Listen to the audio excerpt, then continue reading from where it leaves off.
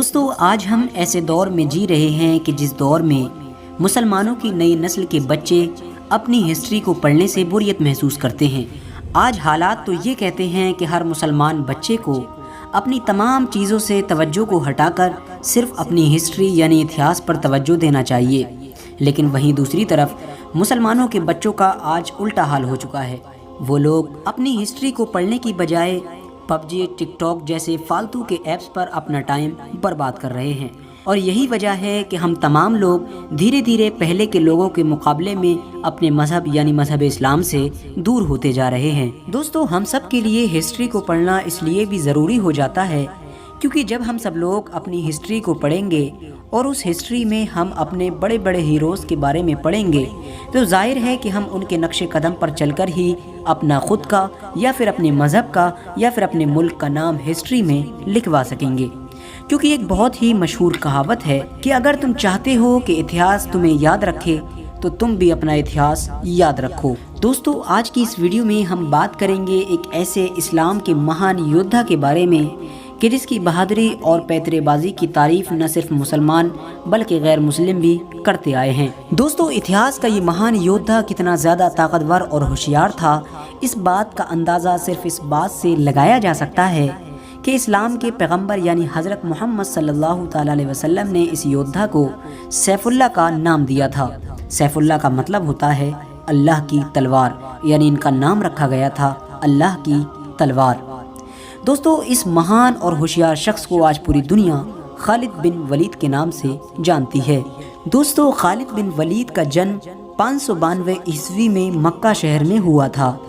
آپ کے والد یعنی جن کا نام ولید تھا، ان کی گنتی مکہ کے ان چند لوگوں میں ہوا کرتی تھی جو مکہ میں سب سے زیادہ امیر اور سب سے زیادہ نامور لوگ تھے۔ دوستو جس وقت اسلام کے پیغمبر یعنی حضرت محمد صلی اللہ علیہ وسلم نے نبوت کا اعلان کیا اور لوگوں کو اسلام کی طرف بلانا شروع کیا، اس وقت خالد بن ولید ان لوگوں میں گنے جاتے تھے کہ جو لوگ اسلام کے سب سے زیادہ مخالف تھے۔ یہ اسلام کے سب سے زیادہ کٹر دشمن تھے اور اعلان نبوت کی 19 سال بعد تک یہ کافر ہی رہے۔ یہ اسلام کے اتنے زیادہ بڑے دشمن تھے کہ ہمیشہ اسلام کو ہی مٹانے کے بارے میں سوچا کرتے تھے، ہمیشہ اسلام کے خلاف سازش کرنے والوں کے ساتھ ہی میں بیٹھا کرتے تھے۔ مگر دوستو جگ ظاہر ہے کہ اللہ تعالیٰ کی تو شان ہی نرالی ہے، کوئی نہیں جانتا کہ اللہ تعالیٰ کسے ہدایت دے دے، اور یہی خالد بن ولید کے ساتھ ہوا۔ دوستو جب بھی مسلمانوں اور کافروں کے درمیان جنگ ہوا کرتی تھی تو زیادہ تر جنگوں میں کافروں کی طرف سے فوج کے سپہ سالار حضرت خالد بن ولید ہی ہوا کرتے تھے، کیونکہ یہ فوج میں سب سے زیادہ مہارت رکھا کرتے تھے۔ دوستو یقینی طور پر آپ نے وہ واقعہ تو ضرور سنا یا پڑھا ہوگا کہ جب جنگ احد کے موقع پر حضور اکرم صلی اللہ تعالیٰ علیہ وسلم نے مسلمانوں کی فوج میں سے کچھ صحابہ کو ایک پہاڑی کے راستے پر یہ کہہ کر کھڑا کر دیا تھا کہ چاہے مسلمان فوج جیتے یا ہارے لیکن تم لوگوں کو اس پہاڑی کے راستے سے نہیں ہٹنا ہے، کیونکہ وجہ یہ تھی کہ وہ پہاڑی ایسی جگہ پر تھی کہ مکہ کے کافروں کی فوج اگر چاہتی تو اس پہاڑی کے راستے سے پیچھے سے آ کر مسلم فوج پر چپکے سے حملہ کر سکتی تھی۔ لہٰذا حضور اکرم صلی اللہ علیہ وسلم نے اسی وجہ سے اس پہاڑی پر چند صحابہ کو کھڑا کر دیا تھا تاکہ کافر ادھر سے کسی بھی صورت میں حملہ نہیں کر سکیں۔ دوستو بہت خطرناک جنگ ہوئی، مسلمانوں نے گنتی میں کم ہونے کے باوجود بھی مکہ کے کافروں کو دھول چٹا دی، لیکن یقیناً خدا تعالیٰ کو کچھ اور ہی منظور تھا۔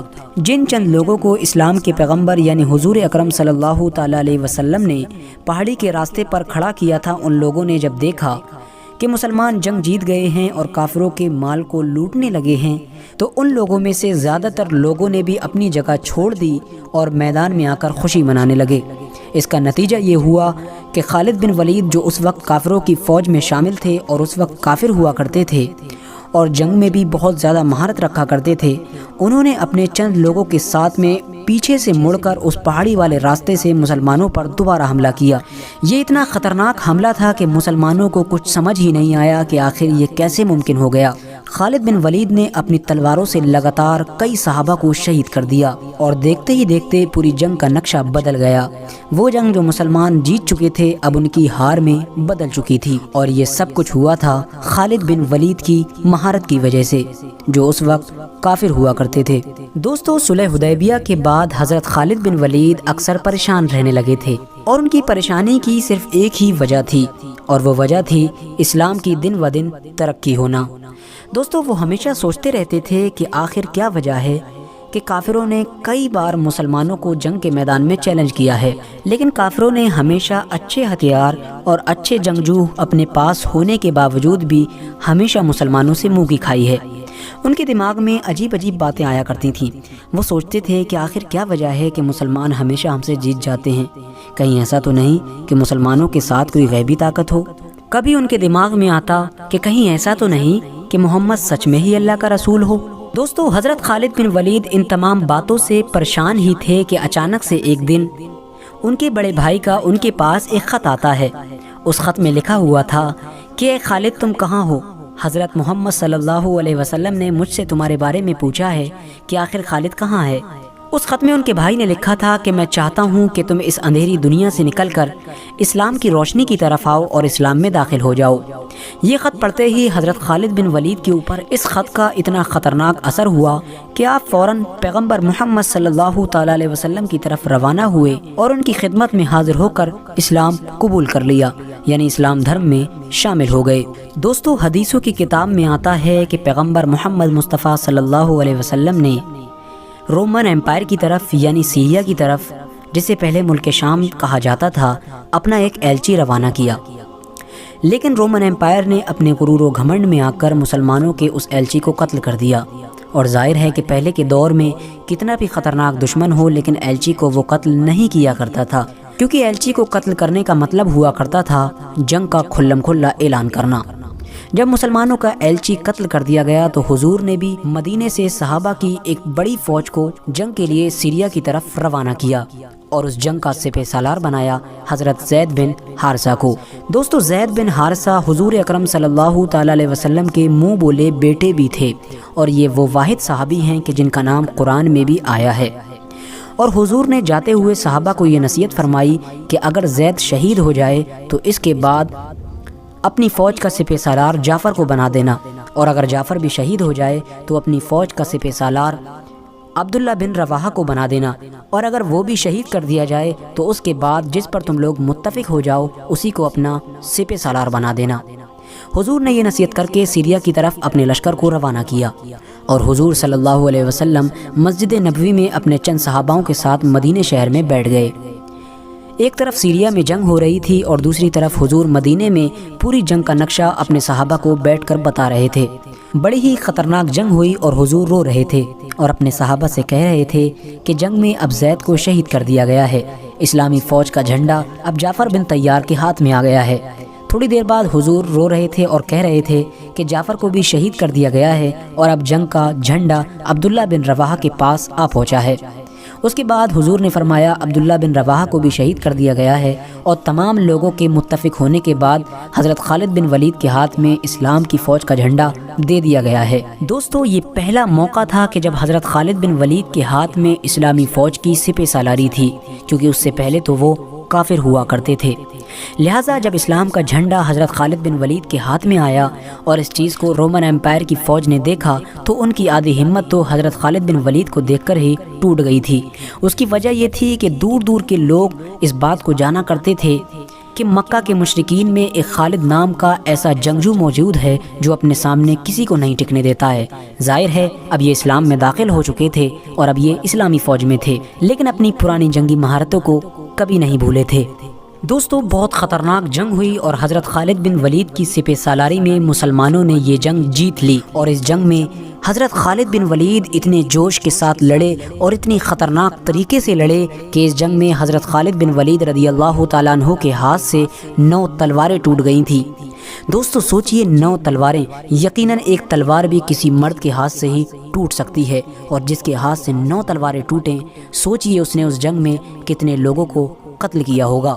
دوستو، جیسا کہ میں نے آپ کو پہلے بھی بتایا کہ پیارے نبی یعنی حضور اکرم صلی اللہ تعالیٰ علیہ وسلم سیریا میں ہو رہی جنگ کا حال مدینے میں بیٹھ کر اپنے صحابہ کو بتا رہے تھے اور رو رہے تھے، تو جب حضرت خالد بن ولید نے اپنی بہادری کے بلبوتے پر اس جنگ کو فتح کر لیا تو حضور نے خوش ہو کر تمام صحابہ کے سامنے حضرت خالد بن ولید کو ایک نیا نام دیا، اور وہ نام تھا سیف اللہ۔ اور حضور نے فرمایا کہ اب مسلمانوں کی فوج کی سپہ سالاری سیف اللہ کے ہاتھ میں ہے۔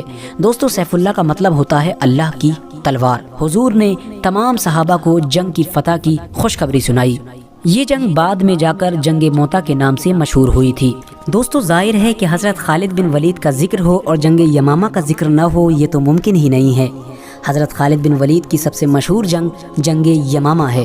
یہ وہ جنگ تھی کہ جو مسلمانوں نے ایک ایسے شخص سے لڑی تھی کہ جس نے حضور اکرم صلی اللہ تعالیٰ علیہ وسلم کی وفات کے بعد، یعنی جب حضور اس دنیا سے ظاہری طور پر انتقال کر گئے تھے، تو اس نے نبوت کا دعویٰ کر دیا تھا اور اس نے کہا تھا کہ میں بھی نبی ہوں۔ اس کا نام تھا مسلمہ کذاب۔ یقیناً یہ جنگ بہت خطرناک تھی، کیونکہ مسلمانوں کے سامنے کوئی چھوٹی موٹی فوج نہیں تھی بلکہ بہت بڑی فوج تھی۔ اس فوج کی تعداد تھی تقریباً 50 سے 60 ہزار، لیکن ظاہر ہے کہ مسلمان بھلے ہی کم تھے، لیکن ان کا سپہ سالار ایسا خطرناک انسان تھا جس کا نام تھا حضرت خالد بن ولید۔ حضرت خالد بن ولید نے اپنے پیتروں اور ہوشیاری سے مسلمہ کذاب کی اتنی بڑی فوج میں تباہی مچا دی اور وہ لوگ گھبرا کر اپنے قلعوں میں واپس بھاگنے پر مجبور ہو گئے۔ حضرت خالد بن ولید نے ان کے قلعوں کو چاروں طرف سے گھیر لیا اور مسلمہ کذاب کو قتل کر دیا گیا۔ اس کے بعد یہ جنگ بھی جیت لی گئی۔ حضرت خالد بن ولید حضرت ابوبکر صدیق کی خلافت کے پورے دور میں مسلمانوں کے آرمی چیف بنے رہے، یعنی مسلم فوج کے سپہ سالار بنے رہے۔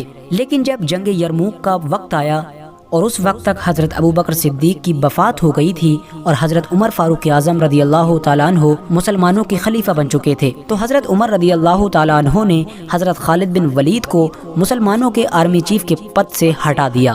دوستو، آج بھی بہت سے مسلمانوں کے دماغ میں بھی یہی غلط فہمی رہتی ہے کہ حضرت عمر فاروق اعظم نے ایک ایسے سپہ سالار کو آرمی چیف کے پد سے کیوں ہٹا دیا جو ہر جنگ میں مسلمانوں کی فوج کو فتح دلا رہا تھا۔ اس کی مین وجہ یہ تھی کہ حضرت عمر فاروق اعظم رضی اللہ تعالیٰ عنہ کی ان سے کوئی ذاتی دشمنی نہیں تھی، بلکہ اس کی اصل وجہ یہ تھی کہ حضرت خالد بن ولید کی سپہ سالاری میں مسلمان لگاتار فتح پہ فتح حاصل کیے جا رہے تھے، اور لگاتار فتح حاصل کرنے کی وجہ سے مسلم فوج کے سپاہیوں کے دماغ میں یہ بات بیٹھ چکی تھی کہ ہم حضرت خالد بن ولید کی وجہ سے ہی جنگ کو جیتتے ہیں، یعنی اگر کسی جنگ میں ہمارے ساتھ خالد بن ولید نہیں ہوں گے تو ہم اس جنگ کو کبھی نہیں جیت پائیں گے۔ مسلم سپاہیوں کی اسی سوچ کو مٹانے کے لیے حضرت عمر فاروق نے حضرت خالد بن ولید کو آرمی چیف کے پد سے ہٹا کر ان کی جگہ پر حضرت ابو عبیدہ ابن جراح کو بیٹھا دیا تھا۔ حضرت عمر کے اس فیصلے سے پورے مدینے میں افراتفری مچ گئی، لوگوں کے درمیان ادھر ادھر کی باتیں ہونے لگی۔ تمام لوگ کہنے لگے، ارے عمر نے یہ کیسا فیصلہ لے لیا، اب مسلم فوج کا کیا ہوگا؟ اتنی بڑی فوج کے سامنے مسلم فوج کیسے مقابلہ کرے گی؟ اگر مسلمان ہار گئے تو کون ذمہ دار ہوگا؟ لیکن دوستو، خدا کو کچھ اور ہی منظور تھا۔ مسلمانوں نے جنگ یرموک میں بڑی فتح حاصل کی، اور اس فتح کے بعد حضرت عمر فاروق رضی اللہ تعالیٰ عنہ مسجد نبوی میں داخل ہوئے اور آپ نے لوگوں کے سامنے خطبہ دیا۔ آپ نے لوگوں سے کہا کہ اے لوگوں، میں تم لوگوں سے اسی سوچ کو تو مٹانا چاہتا تھا۔